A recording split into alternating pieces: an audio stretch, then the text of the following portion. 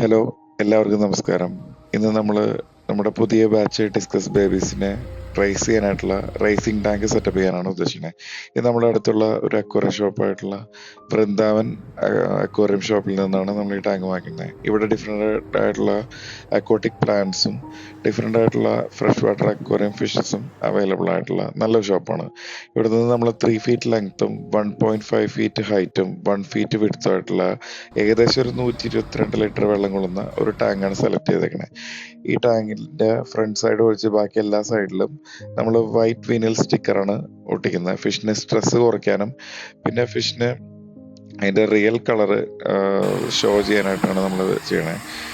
ഇത് നമ്മൾ ഒട്ടിച്ചതിന് ശേഷം നമ്മളൊരു പൊട്ടാസ്യം പെർമാനേറ്റ് ഈ വാഷ് ചെയ്തതിന് ശേഷം നമ്മൾ 2-3 ദിവസം ടാങ്ക് സൈക്കിൾ ചെയ്തതിന് ശേഷം നമ്മൾ ഇതിനകത്തേക്ക് 100 ബേബീസിനെയാണ് നമ്മൾ ആഡ് ചെയ്യാനായിട്ട് ഇതിനകത്ത് ഉദ്ദേശിക്കുന്നത്.